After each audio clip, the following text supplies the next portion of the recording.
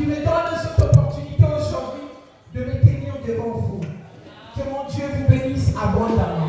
Amen. Amen. Bien-aimés, notre programme a débuté depuis hier et nous étions tous bénis par les différentes servantes qui ont intervenu hier de la part de Dieu. Et aujourd'hui, c'est le dernier jour de notre programme. Et la Bible dit, vaut mieux la fin d'une chose que son commencement. Amen. Hein? Notre thème est la femme des promesses.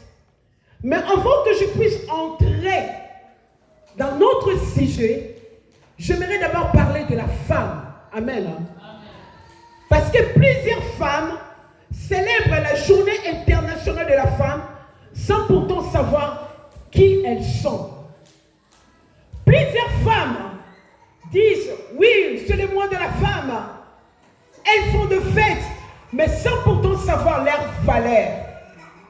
Car femme, si tu n'es pas consciente de ton identité, si tu ne sais pas ce que tu es, même si tu es une reine, tu ne pourras jamais bénéficier de tes privilèges. Amen. Femme, si tu connais ta valeur, tu vas te valoriser et tu ne seras pas complexé à être comme les autres. Amen. Femme, si tu connais la mission, la raison pour laquelle Dieu t'a créé, tu seras fixé à tes objectifs pour accomplir ta destinée. Femme, si tu connais pourquoi tu existes, tu ne tourneras plus à rond. Femme, tu n'es pas ce que les gens disent que tu es. Tu n'es pas ce que les gens disent que tu es. Mais tu es ce que Dieu dit que tu es. Alléluia. La question se pose maintenant. Mais qui est la femme? Qui est la femme? La femme est le choix de Dieu. La femme est la réponse de l'homme. La réponse de Dieu pour l'homme. Parce que dans le jardin d'Éden, Adam n'a pas vu ce qui lui ressemblait. Et Adam était triste. Dieu a vu la tristesse d'Adam. Dieu a vu le vide que ressentait Adam. Dieu a dit, je lui ferai une aide semblable qui va combler ce vide. Mais je vais vous révéler une chose. Si nous lisons la Bible, dans Genèse 1, le verset 26 à 27, Genèse 1, le verset 26 à 27. Genèse 1, verset 26 à 27. Amen. Nous lisons la parole de Dieu. Si on peut se mettre debout pour le respect de la parole. Amen. La parole de Dieu déclare. Amen. Oui, Dieu dit, selon notre ressemblance, et qu'il domine sur le poisson de la mer, sur les oiseaux du ciel, sur le bétail, sur toute terre et sur tous les reptiles qui rampent sur la terre. 27. Dieu créa l'homme à son image, il le créa à l'image de Dieu, il créa l'homme et la femme. Amen. Dieu. La Bible dit, je tiens le verset 27, Dieu créa l'homme à son image, il le créa à l'image de Dieu, il créa l'homme et la femme. Mais par contre, dans ces versets-là, l'existence des femmes n'est pas encore là. Parce que l'homme a créé, Dieu a créé d'abord l'homme. Mais ici, dans ces versets, on nous dit, Dieu créa l'homme et la femme. Cela veut dire, la femme, tu es un mystère caché de Dieu. Non, il y a une femme qui n'a pas compris. J'ai dit la femme, tu es un mystère caché de Dieu. Parce que là, la Bible nous dit, Dieu créa l'homme et la femme. C'est comme si Dieu a créé en même instant l'homme et la femme. Mais Dieu a créé d'abord l'homme. Mais là, il ne fait pas l'existence de la femme. Ça veut dire que toi, femme, tu es le mystère caché de Dieu. Voilà là où l'existence que la femme vient. Nous lisons Genèse 2, le verset 21. Le lecteur de la Bible, Genèse 2, le verset 21. Alors l'Éternel Dieu fit tomber un profond sommeil sur l'homme. Je vous bloque là, papa, excusez-moi. La Bible dit, alors Dieu fit tomber un profond sommeil sur l'homme. Est-ce que quelqu'un peut me dire profond sommeil? Profond sommeil.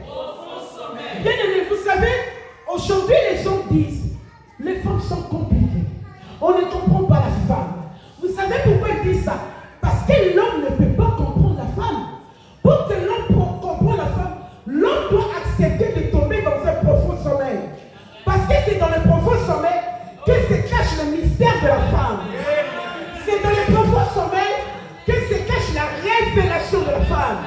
C'est dans le profond sommeil que se cache le secret de la femme. Alors les hommes, si vous voulez comprendre les femmes, il faut tout simplement accepter de tomber dans un profond sommeil. Continuez, papa Guy. Continuez, papa Guy. Alors l'Éternel Dieu fit tomber un profond sommeil sur l'homme. Amen. Il s'endormit. Oui. Il prit une de ses côtes. Je vous bloque là, papa Guy.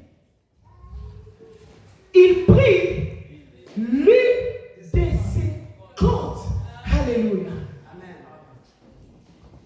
Il prit l'une de ses côtes. Ce mot de la solidité. La femme, tu es forte. Tu es forte. Tu n'es pas n'importe qui. Voilà pourquoi la femme, elle peut s'occuper de son mari. Elle peut s'occuper des enfants. Elle peut s'occuper de sa maison. Et en même temps, elle travaille. Elle ne fatigue pas. Mais si nous donnons ce travail à l'homme, l'homme ne pourra pas. Juste parce que nous étions tirés de la corde. Parce que la côte, elle est dure. Imaginez-vous quand vous mangez les côtes de fumée. Les côtes de fumée n'est pas facile à mastiquer, n'est pas facile à broyer. Et nous les femmes, nous étions tirés dans les côtes. Les choses, seulement 2 heures du temps. Vous prenez les enfants, vous les laissez avec le mari. 2 heures du temps. 2 heures du temps même, c'est trop. 1 heure, vous voyez voir les téléphones sonner. Alors, mamie, tu es où? Mais tu sais, papa, je suis sortie. Est-ce que tu peux rentrer? Tes enfants me dérangent. Et là, ça devient tes enfants. Ce n'est pas encore ses enfants, c'est tes enfants. Parce qu'il ne peut pas s'occuper de ces charges-là. Tu es forte, la femme. Tu n'es pas n'importe qui. Alléluia. Tu n'es pas n'importe qui. Continue, papa qui. La chair à sa place. Oui. L'Éternel Dieu forma une femme de la côte qu'il avait prise de l'homme. Amen. Et il l'amena vers l'homme. Alléluia. Bien-aimé, femme, tu n'es pas n'importe qui. Tu es la meilleure et la dernière créature de Dieu. Alléluia. Laisse-moi vous dire la femme. Dieu, avant de créer l'homme, la Bible dit Dieu a pris du sable. Cela veut dire que Dieu s'est sali les mains. Mais arrivé à la femme, Dieu a dit jamais. Cette belle créature, je n'ai pas besoin de me salir les mains. Parce que quand je me salis les mains, je vais salir cette belle créature. Dieu a seulement fait tomber l'homme. Et il a pris l'un des côtes pour faire la femme. Tu es le choix de Dieu, la femme. Tu es un être spécial. Bien-aimé dans le Seigneur. Femme, tu n'es pas n'importe qui. Le mot femme en hébreu veut dire isha. Cela veut dire consumé par ou le feu. Ça veut dire nous les femmes, nous sommes de feu. Est-ce qu'on joue avec le feu? Je demande, est-ce qu'on joue avec le feu? Est-ce qu'on joue avec le feu? Mais voyez-vous aujourd'hui comment les femmes ne savent pas sa valeur. La femme ne sait pas se valoriser. La Bible dit dans le Proverbe, la femme elle a de valeur plus que de l'or. La Bible dit, son mari a confiance en elle.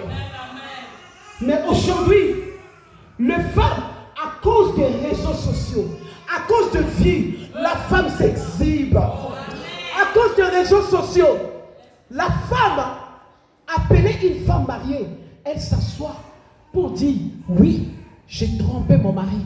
Et elle explique des détails. Je regardais, je dis, mais dans quel monde nous vivons? Une femme mariée, au-delà de ça, une femme de pasteur, elle se dit, oui, j'ai trompé mon mari. Je dis, mon Dieu, cette femme, elle ne connaît pas sa valeur. Nous les Balouba, on va l'appeler les bouloges. Bouloges. Ça, c'est quel genre de femme? La femme a perdu sa valeur. Tout ça pourquoi? Parce qu'elle veut être célèbre. Au-delà de ça, elle voulait chanter pour son Dieu. Imaginez-vous, elle n'a même pas confiance que le Dieu qu'elle voulait chanter, le Dieu l'a pu la rendre célèbre. Mais elle a fait recours à un homme. Or la Bible dit, maudit soit celui qui se confie à l'homme. Imaginez-vous, aujourd'hui, si aujourd'hui cet album était chanté, ou était sorti, moi et toi, on allait être là peut-être adorer Dieu avec ces chansons, sans pourtant savoir que cette chanson a été conçue dans le péché. Oh, que Dieu nous épargne. Voilà comment les gens n'ont pas la crainte de Dieu. Les gens ne respectent pas Dieu. Femmes, nous devons nous valoriser. Tu n'es pas n'importe qui. Tu es le feu. Mais il faut savoir te canaliser. Parce que si tu ne sais pas te canaliser, tu peux créer des incendies et des dégâts. Comme dans le jardin d'Éden. Ève ne savait pas se canaliser. Voilà pourquoi la mort est entrée par elle. Mais parce que Dieu aime cette créature, la mort est entrée par Ève. Dieu a trouvé encore la femme pour donner la vie. Alléluia. Femme, tu es très importante. Tu es la prunelle de Dieu. Alors nous allons maintenant parler de notre thème qui est la femme de promesse. Est-ce qu'il y a des femmes de promesse? Est-ce qu'il y a des femmes de promesse? Est-ce qu'il y a des femmes de promesse? Alléluia. Bien-aimés dans le Seigneur, Marie a trouvé grâce parce qu'elle était une femme de promesse. Voilà pourquoi Dieu a réalisé les promesses dans la vie de Marie. Et pour que tu sois une femme de promesse, tu dois marcher avec le principe. Qui est la femme de promesse? La femme de promesse est celle qui a des principes. La femme de promesse est celle qui pratique le principe. La femme de promesse est celle qui marche avec le principe. Et ces principes font en sorte que Dieu puisse réaliser ses promesses dans la vie des femmes. Parce que notre Dieu est un Dieu de principe. Quel est le principe qu'une femme peut faire pour que Dieu puisse réaliser les promesses dans la vie des femmes? Premier principe, tu dois avoir la crainte de Dieu. Pour que tu sois une femme de promesse, tu dois être une femme qui craint Dieu. Dieu ne peut pas réaliser ses promesses dans la vie d'une femme qui marche dans le péché. Parce que la Bible dit dans Ésaïe, non, ma main n'est pas courte pour agir, ni mes oreilles sont sourdes pour attendre, mais ce sont vos cris qui vous séparent de moi. Quand on dit la crainte de Dieu, cela veut dire hors de péché. Hors de péché. Alors, si tu veux que Dieu puisse réaliser les promesses dans ta vie, femme, marche dans la crainte de Dieu. La crainte de Dieu va t'apporter l'intelligence. La crainte de Dieu va te donner l'intelligence. La crainte de Dieu va t'amener la vie de prière. En plus, il est dur de combattre une femme qui sait prier. Ou une femme qui lève les autels de prière. C'est difficile de détruire cette femme. Alléluia. Alors pour être une femme de promesse, premièrement, il faut marcher dans la crainte de Dieu. Amen, amen. Deuxième principe, si tu veux être une femme de promesse, femme, tu dois avoir la discrétion. J'ai dit la discrétion. Bien-aimés dans le Seigneur, le monde que nous vivons aujourd'hui, nous sommes remplis de méchanceté gratuite, de jalousie gratuite. Si tu n'es pas discrète, tu peux perdre tout. La discrétion peut te faire perdre ton mariage. La discrétion, la marque de discrétion peut te faire perdre des choses très importantes dans ta vie.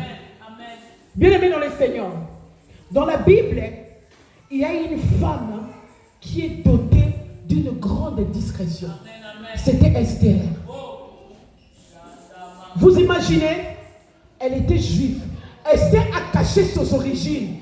Mais Esther a révélé les origines comme c'était le don de Dieu. Mais elle a caché ses origines. Esther n'a pas trouvé le mariage. Esther n'est pas devenue reine parce qu'elle était belle ou elle était vierge. Non. Esther est devenue reine parce qu'elle était discrète. Est-ce que tu es discrète? J'imagine comment Esther vivait. Ça veut dire qu'elle a banni même sa langage. Elle ne parlait pas sa langue juive. Mais regarde-toi, tu es au préfecture, à la préfecture. Tu vas pour tes démarches. Il suffit seulement de voir un Congolais. Maman bonne, quel est ton frère? Regarde mon dossier comme ça. Est-ce que tu connais la personne que tu parles? Est-ce que tu connais son état d'âme? Est-ce que cette personne c'est l'accueil? Est-ce que cette personne c'est l'administration? Mais pourquoi ne pas attendre ton temps? Tu commences à côté. Boni maman, dossier maman, et Kenda Kibou, et Mata Kibou, et Zoma Kibou. Sans pourtant savoir, tu parles à une sorcière. Voilà pourquoi aujourd'hui ton dossier va à gauche, droite, il n'y a pas de solution. Par manque de discrétion. Alléluia. Bien-aimé dans le Seigneur, hier on nous a parlé qui tu t'attaches. Moi je vais te dire aujourd'hui qui tu racontes tes affaires. Parce qu'on ne rencontre pas n'importe qui tes problèmes. Tu peux dire que oui, c'est mon amie. Elle est mariée, moi aussi je suis mariée. J'ai un problème, je lui raconte. Qui te dit qu'elle est contente de son mariage? Qui te dit ça? Parce que moi j'ai une amie qui m'a dit, Nathalie, moi je vis avec cet homme, c'est parce que c'est l'Europe. Si c'est en Afrique, genre, mais cet homme-là, moi je ne peux pas. Mais parce que c'est l'Europe, on n'a pas de choix. Ça veut dire que ce n'est pas le genre d'homme qu'elle veut. Peut-être le genre d'homme qu'elle veut, c'est l'homme que toi tu es avec. Et tu penses que quand tu lui rencontres des problèmes, elle va arranger ton problème. Non, elle va détruire ton mariage. Amen. Par manque de la discrétion, tu peux détruire tout dans ta vie. Et la discrétion va faire en sorte que tu gardes ton mariage. Amen. Troisième principe, pour que tu sois appelée une femme de promesse, tu dois être une femme humble. Amen. La Bible dit l'humilité précède la gloire. Et Dieu fait grâce aux humbles et résiste aux orgueilleux. Si tu n'es pas une femme humble, Dieu ne peut pas réaliser ses promesses dans ta vie. La femme qui n'est pas humble, tu verras dans la bouche de cette femme, moi en Afrique, on a vécu dans la richesse. Qui était là? Moi en Afrique, j'ai fait de grandes études. Montre-nous ton diplôme. Moi en Afrique, j'ai été ça.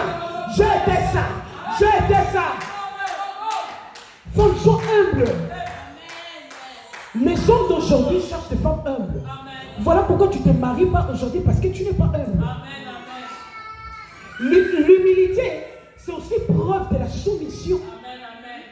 Parce que pour garder ton homme, tu dois être soumise. Mais si tu n'es pas humble, comment tu peux accepter? Je vous dis, bien aimé, je vais vous donner mon exemple. Moi, je gagne bien dans mon travail. Quand je vous dis très bien. Je devais reprendre le travail depuis le mois de janvier. Mais mon mari m'a dit, non, tu viens de faire l'enfant. Tu vas retourner au travail quand mon enfant aura 1 année et demie. Si c'était toi, tu allais accepter. Je pose cette question, tu allais accepter? Mais je regardais, c'est le roi qui a donné le loi. C'est mon Seigneur qui a parlé. Que dois-tu faire? J'entre dans le chômage. J'ai d'abord accepté. Tellement que j'aime l'argent beaucoup. Je retourne chez mon mari, je dis, papa, faisons un peu des choses. Les jours que tu ne travailles pas, hein, donne-moi seulement même 5 jours. À l'intérim, je vais rajouter. Il m'a dit, on va voir. Mais jusque-là, je continue toujours dans le mode, on va voir. Bien que ça prend du temps, je continue toujours, on va voir. Donc si vous cherchez maman Nathalie, vous me chercher dans les modes, on va voir. Mais je sais que mon mari est bien. Bientôt, il va désactiver ces modes-là. Alléluia. Alléluia. Mais d'abord, j'ai accepté. D'abord, j'ai accepté. Sois humble, ma sœur. Sois humble. Tu cherches le mariage, mais regarde la façon dont tu parles à cet homme. Et que tu attends que cet homme te parle au mariage. Tu attendras longtemps. Tu vas gêner. Le mariage ne viendra pas. Alléluia. Sois humble. Sois humble, ma sœur. Tu verras comment Dieu va faire dans ta vie. J'ai une amie encore qui est à Paris. Elle m'a appelé 3 semaines passées. Elle m'a dit, maman Nathalie, ma chérie, ma copine, je vais te dire, j'ai un homme qui veut me prendre en mariage. Mais quand on parle avec cet homme, il me dit toujours, sois humble et sois soumise. Je t'appelle, toi qui es déjà dans le mariage. Parle-moi d'abord. La soumission là, c'est quoi en fait? Je ne comprends pas. Je dis, la soumission, c'est quand tout ce qu'il te dit, tu acceptes. Il a dit quoi? Oui, tu acceptes. Même s'il te dit, assis-toi là, tu t'assois. Il a dit, la personne qui va me diriger n'est pas encore née. La personne qui va me contrôler n'est pas encore née. Je dis, cela veut dire que tu n'es pas prête pour le mariage. Parce que si tu es prête, tu dois accepter tout cela. Non, Nathalie, c'est ça ce que tu vis dans ton mariage. Mais ça, c'est une prison. Je dis, ce n'est pas une prison, c'est l'amour. Quand tu aimes quelqu'un, tu dois être soumise. Alléluia. Sois humble. Tu verras que Dieu va réaliser ses promesses dans ta vie. Alléluia. 4e principe. Pour que tu sois une femme de promesse, femme, tu dois éviter la distraction. La distraction. Alléluia. Bien-aimé, une femme de promesse ne marche pas dans la distraction. La distraction, c'est le manque de concentration. La distraction, c'est lorsque tu t'attaches à des futilités au lieu de t'attacher à des choses importantes. La distraction, c'est lorsque tu choisis des choses qui ne vont pas te faire avancer. C'est ça la distraction. Bien aimé, la distraction peut être simple. Elle peut être inoffensive. Mais les dégâts, les conséquences de la distraction peuvent être des énormes. Les conséquences de la distraction peuvent être avec on m'a dit. Bon, une femme de la promesse, elle marche avec l'ainsi dit l'Éternel. Ainsi dit l'Éternel. Bien-aimé, je vais vous dire, ta bénédiction dépend de la qualité des informations que tu écoutes. Parce que la Bible dit, la foi vient de ce qu'on entend, et ce qu'on entend vient de la parole de Dieu. Quelle information que tu écoutes? Est-ce que ça construit ta foi, ou bien ça détruit ta foi? Une personne qui te prend au téléphone, 2 heures du temps, te parler des choses qui ne construisent pas ta foi. Mais il faut couper. Il faut couper. Une personne qui t'appelle au téléphone pour te pousser à détester quelqu'un. Mais il faut comprendre quel esprit est animé cette personne. Alléluia. Bien-aimé, à un moment donné, notre âge va nous interpeller. Que nous ne sommes plus dans le temps de banalité. Même la Bible dit chaque chose a son temps. À un certain âge, tu dis non, je ne suis plus dans ces banalités, dans cette futilité. Ah, dans 4 ans, j'aurai 40 ans. Et tu m'appelles pour me raconter des banalités. Moi, je dis, oui, dans notre âge, si vous partez dans des banques, vous verrez des gens négocier avec des conseillers comment ils peuvent acheter des appartements. Mais toi, tu es là, tu n'es pas, on m'a dit. Pourquoi on te dit toujours à toi? Pourquoi seulement à toi on te dit? Et quand on te dit, qu'est-ce que toi tu dis? Quand on te dit là, toi tu dis quoi? La personne qui vient avec le menti, on m'a dit là, c'est une diviseuse. Parce qu'elle veut vous diviser. Pourquoi quand toujours tu es là, on m'a dit, diviseuse. Voilà pourquoi vous allez avoir une bonne relation avec quelqu'un que vous avez connu, vous avez vécu, même en Afrique. Mais parce que cette personne est là, la division entre. Allez-y comprendre. Quel esprit anime cette personne? Quel esprit anime cette personne? Il faut enlever la distraction. Concentre-toi avec des choses qui vont t'avancer. Concentre-toi avec des choses qui vont t'amener à la réussite. Moi, des fois, je me réveille la nuit. Je regarde comme ça dans mon lit. Mon mari n'est pas là. Je rentre dans le salon. Il est là. Il fait des calculs. Mais qu'est-ce que tu veux?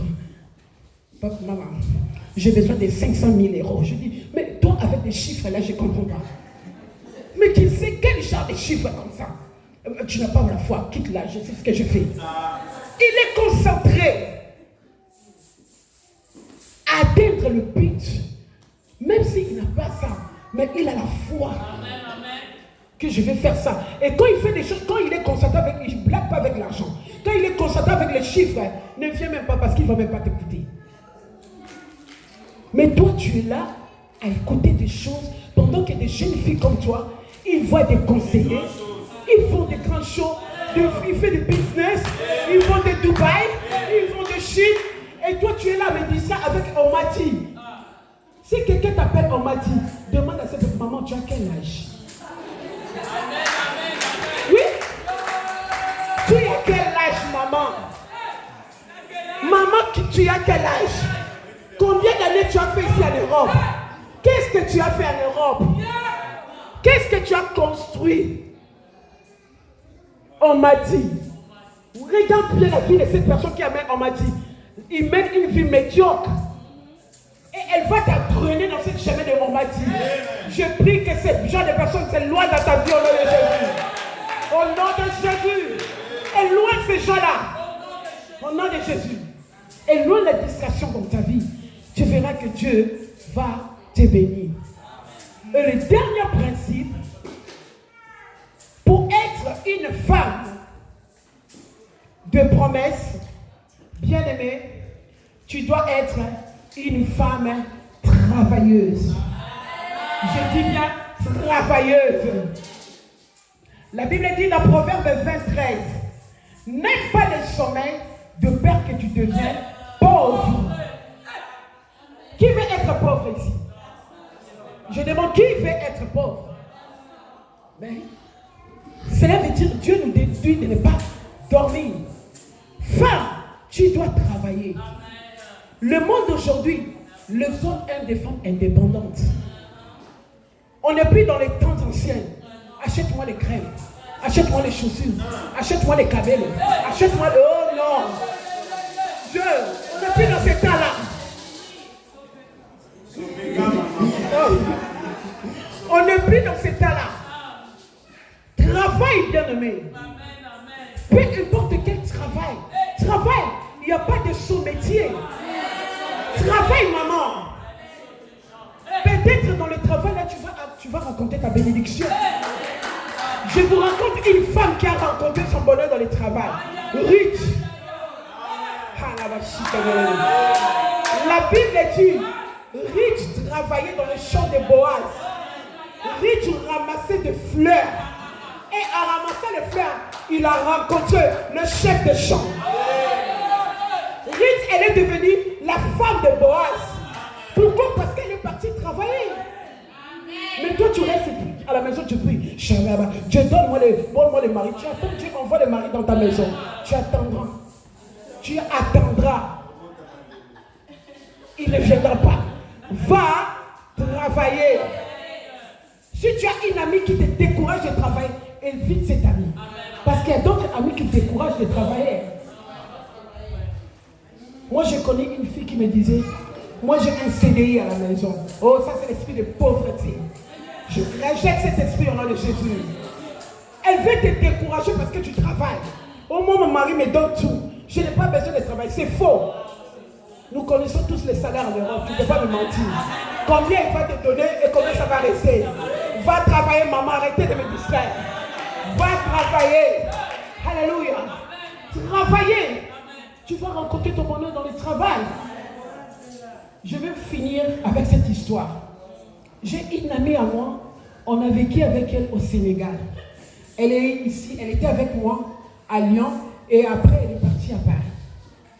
Elle m'appelle, me dit, Nathalie, depuis que je suis en Europe, je n'ai pas de papiers, je souffre. Je dis, prie. Et cette fille a rencontré un homme. L'homme a fait la présentation, je suis allée même à Paris pour assister. Elle est restée dans son couple pendant 1 an. Elles se sont séparées avec cet homme. Elle m'a appelé Nathalie, je dis, maman, tu as des combats. Elle m'a raconté sa vie, sa famille. J'ai compris qu'elle a vraiment des combats. Je lui ai dit, on doit prier. Parce qu'elle, elle est catholique. Elle me dit, vous priez, là, de prier, moi, je ne peux pas. Je dis, moi, je ne peux pas prier à ta place. Tu dois vraiment prier. Et elle est retournée à Paris, chez son frère. J'ai dit, pour ne pas aggraver ta situation, cherche un papier pour travailler. Et la fille a commencé à travailler. Elle travaillait chez une personne âgée. Elle faisait le ménage. Et du coup, le personne âgée l'a aimée. Il a dit, quand tu fais le ménage là, ta façon d'être, parce que les personnes âgées lui donnaient même sa carte, d'aller faire les courses. Tellement qu'elle était correcte, les personnes âgées a dit, moi je vais te prendre en permanence chez moi. Je te donnerai l'argent, tout ce que tu veux, mais tu restes avec moi. Elle m'a appelé. Nathalie, qu'est-ce que je vais dire? Je dis, dans ces cas-là, dis-lui la vérité. Que le papier que tu travailles, ce n'est pas pour toi. S'il faut pleurer, pleurer, parce que la vérité libère. Elle m'a dit, mais je dis, dis-lui la vérité. Et la fille est partie, elle dit, c'est pas mes papiers, je travaille juste pour chercher, j'ai un enfant. La fille a commencé à pleurer. L'homme a eu compassion. Il a dit, ah bon? Maintenant, comment tu fais pour dormir? Il a dit, j'appelle des gens pour dormir. Va chercher tes bagages, viens habiter chez moi. Je vais te donner mon adresse. La fille est allée, je dis, tu vois, la vérité t'a libérée. Elle a commencé à habiter avec l'homme. L'homme a fait des papiers, elle a fait le changement d'adresse, elle a habité chez l'homme. Je lui ai dit, maman, comme elle est là, comme l'homme est amoureux de toi, l'homme maintenant a commencé à dire, je vais te donner les papiers. Comment je vais faire pour te donner les papiers? L'homme a dit, on va aller à la mairie pour que tu sois ma femme. Je dis, maman, comme il s'est décidé, c'est pas toi. Rentre dans la discrétion. Garde ça. J'ai parlé même avec le blanc. Il m'a dit, Nathalie, tu vas venir avec ton mari, tu vas être le témoin. J'ai dit, je suis là, monsieur Patrick. Et la fille, tellement qu'elle était contente, elle a appelé sa sœur, sa grande sœur au Congo. Elle a dit, Yaya, j'ai trouvé quelqu'un comme ça. Elle a même pris le vidéo là où elle habitait. Parce que les personnes âgées, c'était un ancien aviateur. Il conduisait les avions. Il est vraiment, la maison était bien, le piscine. Elle a fait les vidéos, montrées. Voilà là où j'habite. Voilà. Et quand elle a fini, 2 jours après, sa sœur l'envoie un audio. Dis à ton mari là, le blanc, qu'il fasse tout pour faire envoyer ma fille ici au Congo, en Europe. Sans pourtant savoir que sa petite soeur, elle a aussi son fils au Congo. Mais dis-lui d'envoyer ma fille, parce que je ne veux pas que quelqu'un puisse engrosser ma fille. Je te donne 6 mois. Si ton mari, si le blanc n'a pas fait ça, tu vas voir ce qui va se passer. Et ma copine m'envoie cet audio. Quand j'écoutais, j'ai dit, ma chérie, je sais même bien qu'elle va me voir en direct parce qu'elle aime toujours me suivre. Je lui ai dit, je t'avais dit, sois discrète. Elle a dit, mais Nathalie, c'est ma grande sœur. Et elle a bloqué sa sœur. Quand elle a bloqué sa sœur, elle ne dormait plus. La nuit, elle ne dormait plus. Elle voyait des gens qui venaient la combattre. Jusqu'à ce que l'homme, le blanc, a quitté sa chambre pour aller dormir dans notre chambre. Parce que le blanc avait 3 chambres. Après, le blanc m'appelle, m'a dit, mais c'est quelle sorte d'esprit comme ça? Parce que je n'arrive pas à dormir. Je n'ai jamais vécu ça dans ma vie. La fille, elle crie chaque nuit. On me poursuit, on me poursuit. Des fois, je suis là, elle dort. Moi, je suis dans le lit, je l'écoute. Le blanc me faisait l'enregistrement de tout ce que la fille parlait. Elle dit, Nathalie, je ne peux plus. J'ai dit, on doit prier. Ma copine, on doit prier. Elle dit, oui, on va faire des prières, mais je ne suis pas forte. J'ai dit, moi, je ne peux pas prier à ta place. Mais on doit prier. On a commencé à prier. Et un jour comme ça, elle a fait une crise. On l'a ramenée à l'hôpital. Elle m'appelle de l'hôpital, elle m'envoie le vidéo. Nathalie, je suis à l'hôpital. Je dis, on va prier. On prie. Deuxième jour, troisième jour à l'hôpital. Elle est sortie à l'hôpital comme ça, elle s'assoit. Il y a un clochard qui passait. Le clochard lui a dit, Madame, si tu restes aujourd'hui ici dans cet hôpital, tu vas mourir demain. C'est un clochard qui lui dit ça. Le clochard avance, il retourne encore. J'ai dit, si tu restes à l'hôpital aujourd'hui, demain tu vas mourir. Et ma copine m'appelle, je dis, quitte cet hôpital tout de suite. Tout de suite, quitte. C'est la voix de Dieu. Dieu peut utiliser n'importe qui pour te parler. Et ma copine, elle a rentré dans sa salle, elle a enlevé tout. Elle a fui l'hôpital, elle est retournée chez les Blancs. Mais ça ne marchait pas toujours. Ça ne marchait pas. Tellement qu'elle ne voulait pas prier, j'ai dit, Dieu va te protéger. Et il y avait un papier qu'on demandait à la mairie pour qu'il puisse se marier. Et le papier là devait venir au Congo pour certifier qu'au Congo, elle n'a jamais été mariée. Le papier s'est arrivé mardi. Et ils ont trouvé le rendez-vous vendredi pour aller prendre la place à la mairie. Jeudi, le blanc est mort. Vous voyez, manque de discrétion. Elle a reçu son mari dans le travail. Elle est partie travailler, Dieu l'a bénie dans le travail. Mais par manque de discrétion, elle a perdu tout. Et aussi bien aimé parce qu'on a prié. Le blanc est mort quand elle est sortie. Parce qu'elle est sortie pour aller acheter la robe. Au retour, elle sonne. Il n'y avait personne qui répondait. Elle sonne jusqu'à la nuit. Elle dit non, c'est pas possible. Elle a appelé les pompiers. Elle a dit que je vis avec une personne âgée là. Je ne pense pas qu'elle peut sortir à cette heure-là. Je pense qu'il y a un problème. Et les pompiers ont appelé les polices. C'est les polices qui ont cassé le vitre pour entrer. Ils ont trouvé l'homme par terre, rempli de sang. Et ils ont compris qu'il a glissé. Et il a tapé sa tête en bas. Le personne âgée est mort. J'ai dit, dis à Dieu merci parce que si tu étais là, on allait faire les enquêtes. Ils allaient dire peut-être c'est toi. Heureusement, tu n'étais pas là. Mais elle a perdu tout. Elle me dit, Seigneur, Nathalie, qu'est-ce que je fais? J'ai dit, Dieu n'a rien fait. Toi-même, tu n'as pas pris conscience.